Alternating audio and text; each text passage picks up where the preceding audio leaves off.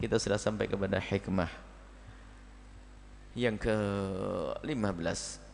Qala al-musannif rahimahullah ta'ala nafa'ana Allah bihi wa bi ulumihi wa bi ulumi masyaikhihi fid dharaini ila anqal mimma yadulluka ala wujudi qahrihi subhanahu wa ta'ala an hajabaka anhu bima laysa mawjudan ma'ahu. Mimma, termasuk dari hal-hal yang bisa memberikan kepadamu pemahaman, ya duluka, menunjukkan kepadamu ala wujudi qahrihi, bahwasanya Allah yang qahhar, yang jika berkehendak tidak ada yang bisa menghalangi. Artinya apa? Kadang menghendaki menghinakan seseorang atau mengangkat seseorang. Kalau mengangkat seseorang, menjadikan orang itu kenal Allah, makrifah kepada Allah, menghinakan seseorang menjadi orang tidak kenal kepada Allah, maka di sini termasuk tanda kalau Allah menghendaki seseorang, menghendaki ketidakbaikan, kehinaan, an hajabaka, Allah menutupmu, anhu, dari Allah, Allah menjadikan engkau terhalang dari Allah, bima laisa mawjudan ma'ahu, dengan sesuatu yang tidak ada beserta Allah, dengan Allah. Kita harus faham dulu bahwasanya yang maha ada hanya Allah, selain Allah itu tidak ada, kemudian diadakan. Maka yang ada yang sesungguhnya adalah Allah. Kita ini ada karena diadakan oleh Allah. Kita adanya diadakan, tapi Allah ada zat, secara zati Allah memang maha ada. Artinya semua makhluk ini kalau dijajar, kalau keberadaan makhluk dibanding dengan keberadaan Allah, makhluk ini tidak ada. Karena adanya makhluk ini karena diadakan oleh zat yang maha ada, maka semestinya makhluk ini yang tidak ada tidak boleh menjadi penghalang untuk bisa melihat yang maha ada. Maka bermasalah jika ada seorang terhalang untuk kenal Allah karena sesuatu yang semestinya diyakini ini dari tidak ada.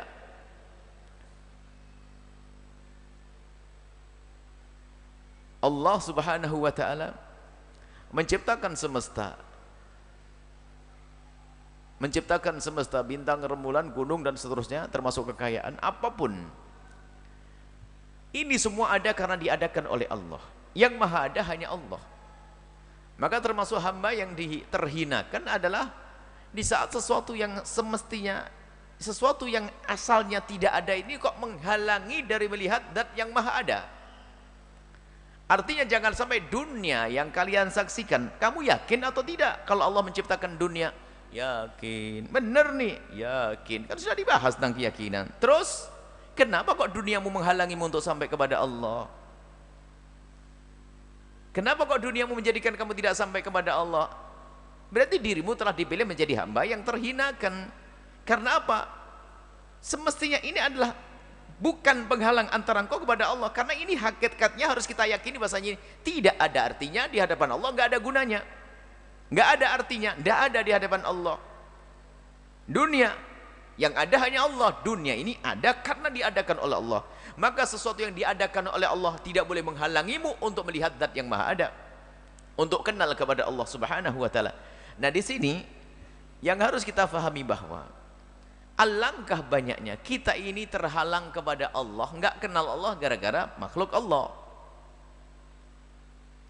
Semua yang Allah berikan kepada kita ini hendaknya tidak boleh menjadi penghalang lalu kita terhenti tidak sampai kepada Allah. Semestinya semua ini, kalau kita terhenti kepada ini alat, semua ini ada alat untuk melihat Allah. Tahu alat? Alat itu untuk melihat, berarti yang dilihat bukan alat. Yang kalau Anda melihat alat tidak bisa melihat sesuatu yang akan dilihat. Saya misalkan saya pakai kacamata. Di saat saya melihat kacamata, saya tidak bisa melihat Anda. Mestinya ya saya kacamata saya gunakan melihat Anda. Jangan sampai saya terhenti melihat kacamata, ya Anda melihat Anda. Dunia mestinya ini menjadi sebab engkau melihat Allah, engkau kenal Allah. Makanya kalau kacamata saya kotor, terhalang, nggak kelihatan. Karena ada penghalang di sini. Maka sebetulnya ini kemarin sudah dikosongnya, lihat semesta ini kan sudah kita yakini ciptaan Allah, ciptaan Allah. Lah keyakinanmu bahwasanya ini semua ciptaan Allah, lah kok kenapa kau menjadi penghalang dia itu untuk sampai kepada Allah, untuk kau kenal Allah? Berarti ini ada qahr, Allah menghendaki kehinaan kepada hamba tersebut. Maka janganlah engkau menjadi hamba yang terhinakan, jangan sampai engkau menjadi hamba yang menjadi tidak kenal Allah karena selain Allah. Akan tapi hendaknya semuanya ini kita jadikan sebab kita sampai kepada Allah, untuk melihat Allah, melihat manusia, melihat Allah. Sehingga nanti wahdatus syuhud, bukan wahdatul wujud. Wahdatus syuhud adalah tidak melihat apapun kecuali yang dilihat Allah. Bukan Allah berubah menjadi cacing, bukan berubah itu, tidak. Bukan berubah menjadi cicak, bukan. Akan tapi lihat, dia langsung tembus melihat cicak. Subhanallah, maha suci Allah, maha agung, maha kuasa Allah. Cicak makanannya barang terbang. Berpikir dia melihat tubuhnya, dia merenung tentang dirinya sendiri, hanya bisa mengucapkan subhanallah, kagum kepada Allah subhanahu wa ta'ala. Tidak melihat apapun kecuali yang dilihat adalah Allah. Maka jangan sampai ini semua menjadi penghalang. Maka di saat berhenti kepada makhluk, nggak sampai kepada Allah. Nabi SAW lihat, untuk sampai kepada Allah tidak boleh kita terhenti kepada Nabi. Maka nggak boleh mengkultuskan Nabi lalu menganggap Nabi jadi Tuhan, nggak boleh. Semestinya Nabi akan menjadi pintu kita menuju Allah. Jadi pintu itu macam-macam dunia. Pintu terbesar adalah Rasulullah Sallallahu Alaihi Wasallam. Ini pintu sampai kepada Allah. Mestinya begitu. Ini tangga sampai kepada Allah. Nabi adalah yang terbesar. Sehingga jangan sampai kita salah menggunakan ini semua. Tanggamu itu untuk sampai kepada puncak. Jangan belok ke tempat lain. Tangga untuk tangga, tidak sampai engkau kepada Allah. Tanggamu itu untuk sampai kepada tingkat yang lebih tinggi. Ada tangga bulat, tangga sampai kepada Allah. Maka lihat, bisa jadi orang tertipu. Ada orang, bahkan Nabi Shallallahu Alaihi Wasallam ada pintu terbesar, tidak akan bisa sampai kepada Allah melalui pintu yang bernama Nabi Muhammad Sallallahu Alaihi Wasallam. Tidak ada jalan menuju Allah kecuali jalan Nabi Muhammad Sallallahu Alaihi Wasallam. Tapi ada orang terhenti, tidak menjadikan Nabi untuk sampai kepada Allah. Hati-hati. Bukan saja orang dengan dunia ini lalu tertipu, bukan. Orang dengan dunia tertipu sehingga menjadi tidak sholat dan sebagainya. Karena menjadi dunia, ada mencari pangkat, ada juga ini. Karena Nabi ini adalah pintu terbesar menuju Allah. Tapi di saat berhenti kepada Nabi bukan digunakan untuk sampai kepada Allah. Nah, karena Nabi, nama besar Nabi, mungkin dia gelarnya pecinta Nabi, pengagum Nabi, bukan Allah yang dicari ternyata. Biar juga dikagumi sama orang dia. Lihat pakai Nabi dijual, bukan kepada Allah yang dicari. Berhenti. Karena Nabi adalah makhluk Allah, teragung, termulia, pintu terbesar menuju Allah. Jangan terhenti sampai di situ. Gayanya sih ngagungkan Nabi saja. Ternyata dia mengagungkan Nabi, anggap saja mengadakan perayaan besar untuk mengagungkan Nabi. Apakah benar itu kau ingin sampai kepada Allah? Atau hanya pengen disebut kalau majelis maulidmu terbesar di dunia? Loh, berubah. Loh, katanya pengen kepada Allah, berubah. Hati-hati. Berarti terhenti, terhalang dengan makhluk. Mestinya dengan Nabi kenal Allah, Nabi menuju Allah subhanahu wa ta'ala. Dengan Rasulullah kepada Allah subhanahu wa ta'ala. Ini termasuk dunia seperti itu. Dengan istri terhalang, dengan ini terhalang. Nah, semua manusia sebetulnya sangat mudah untuk sampai kepada Allah. Tidak ada hijab yang sesungguhnya. Karena memang penghalang ini adalah diyakini tidak ada. Yang ada hanya Allah. Penghalang ini adalah diciptakan Allah, bukan untuk menjadi penghalang, tapi untuk melihat, untuk kenal Allah secara sesungguhnya. Orang fakir yang ada di kiri kanan kita itu, kalau anda faham, hei orang kaya, ternyata dikirim Allah agar engkau cepat sampai kepada Allah dengan sedekahmu, bukan pengganggumu. Kalau kau faham, itu kan beda. Ada orang sakit di rumahmu, jerit-jerit, mungkin anda merasa terganggu, padahal apakah anda tidak sadar Allah itu ingin mengangkatmu karena kau membantu dia, sayang kepada dia, terangkat setelah itu. Nah, salah pandang, makanya salah terus urusan dengan manusia. Ini berbahaya, sehingga tidak memandang yang dilihat bukan Allah terus. Ini sebagai musibah terus. Sehingga ahli iman yang sesungguhnya lihat, apakah menganggap musibah sebagai musibah? Di saat dia tertimpa musibah, apakah harta, ada yang meninggal atau sakit, ternyata ia fahami adalah, oh Allah maha kasih kepadaku, ini semoga sebab aku diampuni oleh Allah. Sakit dunia itu, hilangnya kekayaan dunia itu, sifat di dunia, kejadian di dunia, tapi lihat, karena dia melihat Allah, tidak akan menghalangi Allah. Tapi ada orang gara-gara jatuh, bangkrut, putus asa, bunuh diri, nggak kenal Allah, macam-macam. Termasuk tadi contoh yang paling besar adalah pintu teragung baginda Nabi SAW. Bisa nggak nyampe loh ya, hanya bangga kok aku ngadakan acara sambung Nabi ini. Tapi dia perilakunya tidak kenal Allah. Kalau kenal Allah tidak akan seperti itu. Kemarin kita bahas, orang ngaku Nabi saja sudah dianggap baik loh orang. Ngaku ketemu mimpi Nabi. Ustadz, kiai dimanapun, seagung apapun dia, nyaci Nabi sekali gak ada yang datang setelah itu. Lihat, Nabi itu mahal. Sehingga banyak orang menjual Nabi hanya untuk kepentingan pangkatnya. Itu artinya apa? Terhenti dia. Tidak kenal Allah, tidak sampai kepada Allah. Baik, kita untuk sampai kepada Allah dipermudah oleh Allah. Orang ahli maksiat masih bisa sampai kepada Allah. Karena kemaksiatan bukan penghalang, asalkan dia tobat, selesai. Bukan penghalang. Sehingga orang yang sampai kepada Allah bermacam-macam. Ada orang dijaga dari kecil tidak bermaksiat, namanya Nabi. Ada orang maksiatnya sedikit, orang para kekasih Allah. Ada orang bermaksiat tapi ternyata nyampe kepada Allah, taibin, orang tawab. Bahkan Allah senang, innallaha yuhibbut tawwabin. Akan tapi ada yang menjadikan hijab yang luar biasa. Bukan hartamu, bukan pangkatmu. Jadi pangkat, harta tidak akan menjadi penghalang kalau orang itu benar. Pangkatmu tidak akan jadi penghalang, istrimu tidak aja penghalang, kekayaanmu tidak jadi penghalang. Akan tapi yang menjadi penghalang adalah yang ada dalam dirimu sendiri, yaitu kesombongan. Nah ini kesombongan. Kesombongan itu susah bener. Jadi ibaratnya begini, mata sesuatu banyak, ada lampu, ada sesuatu, ada ini tiang bagus, ada warna-warni lampu segala macam. Lihat, terlihat ini, terlihat. Akan tapi lihat, untuk melihat ini agar lebih jelas kita perlu pakai alat kan, pakai alat penglihatan. Baik, sudah disiapkan alat dan sebagainya, tetap tidak bisa melihat. Karena apa? Matanya buta. Dulu sama aja bohong. Hatinya yang sudah tertutup, nggak bisa melihat apapun. Yang bisa menutup hati hanya kesombongan. Makanya kalau orang sombong nggak bisa benar. Biarpun baca Al-Quran, bukan Al-Quran yang lihat, yang lihat dirinya sendiri. Ayat Al-Quran untuk membesarkan kesombongannya. Ini adalah hijab.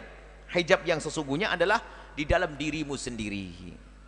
Sebab ini bukan jadi hijab kalau ahli iman. Orang tidak, ini tidak akan menjadi hijab. Orang kaya ada, masya Allah kekayaannya melimpah, tapi sedekahnya nggak habis-habis. Allah, ajib, nggak jadi penghalang ternyata. Tapi kalau sombong, model apapun dia dengan kesombongan, hijab, tidak akan sampai, tidak akan bisa melihat Allah.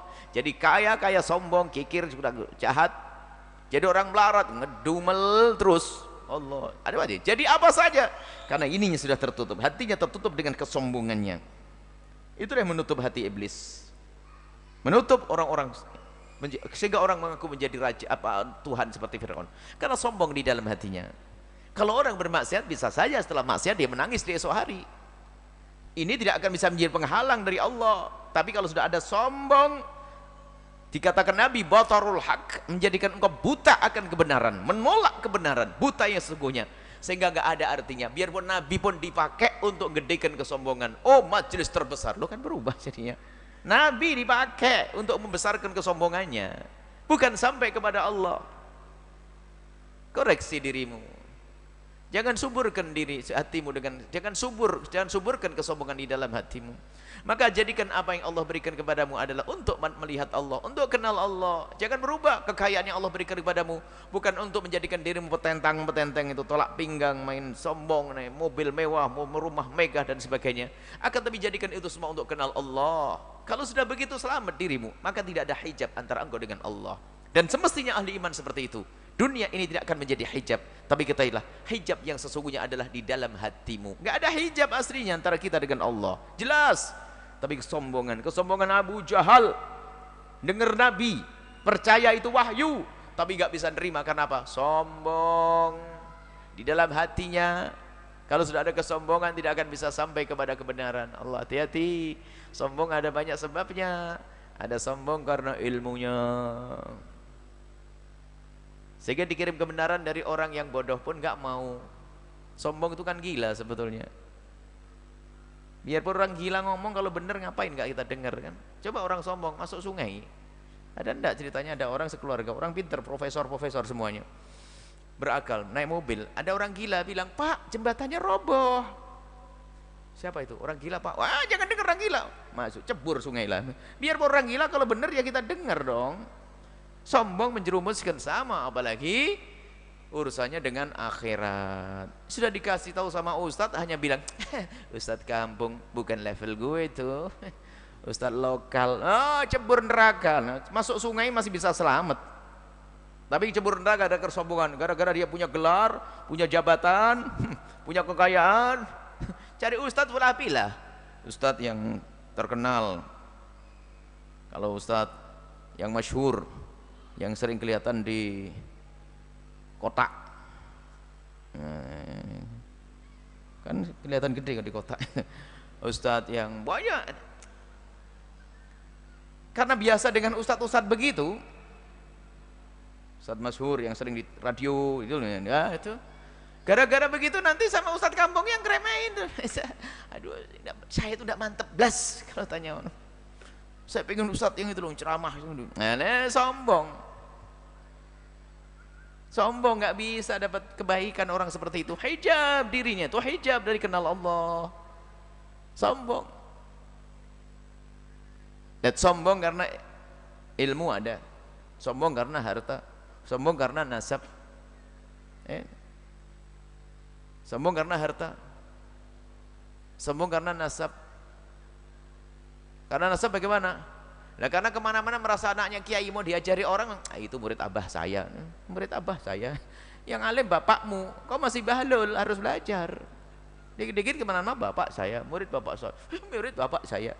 Nggak bisa benar orang gitu. Sama seorang pejabat, anak pejabat kemana-mana jadi anaknya pejabat, tidak sadar bapaknya sudah dipecat. Ya apa? Mau sombong ke tentang sini enggak? Nah, sombong menghalangi orang sampai kepada kebenaran. Nah, sombong ini termasuk pangkat. Sombong itu bisa dengan kebaikan loh ya.